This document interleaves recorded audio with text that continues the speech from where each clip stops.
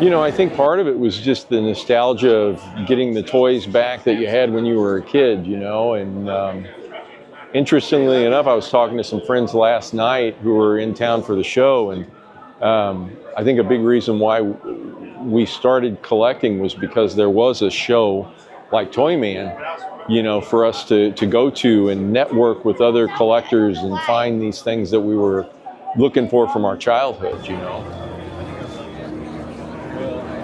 So I think when I was a kid, I was kind of a collector at heart even then. I liked to buy monster masks and things like that.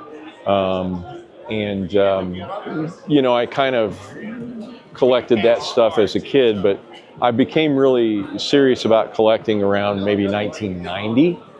And, you know, I wasn't, at that point, I wasn't a career man by any stretch. I was just kind of hustling to get by, you know, and I ended up really doing this show just to sort of network with other collectors, and I sold things so that I could buy more toys, you know. It was the only way that I could do it. And really, it's the same way today. I just sort of do this to sort of fund my habit, I guess.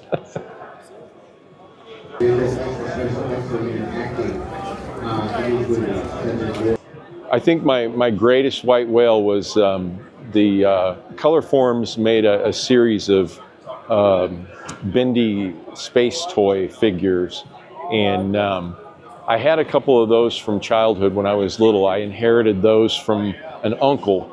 So they were late 60s toys, and I was, you know, I was a little young for those, but I got his hand-me-down toys, and I played with them, loved them, and there was a proposed second series of figures that never made it to fruition. So they were never actually produced, but they made a Colorforms playset with them pictured on it. And as a kid, I thought, my gosh, these toys were out there somewhere. So I remember bugging my mom to try and find these toys, you know, we never found them, obviously, and I still haven't found them because they never actually produced them. But they did produce some mock-up samples. So there's maybe 5 sets of them in existence in the world, and I'd say if I had a white whale, it would be those toys. Probably never own them, but you know, it keeps me on the hunt.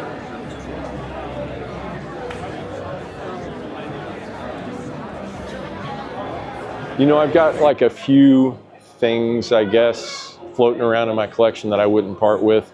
I've got a Monsters of the Galaxy figure that I just love and I would never part with. And I've also got a friend who really wants that figure, and so we just keep going back and forth on it, but I'll never sell it to him.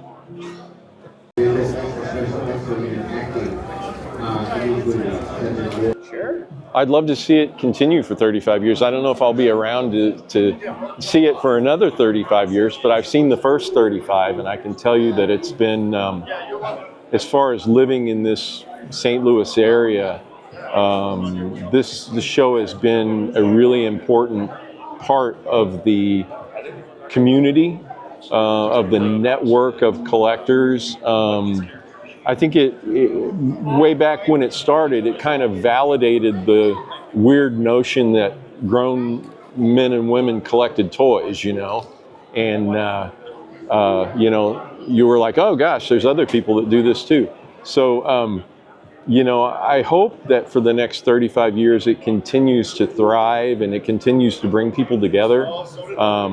I know Chris's dad started the show, and it's passed on to Chris, and it really has maintained the same sort of family feel, and it's just a part of my life now at this point. You know, I don't miss the Toyman Toy Show.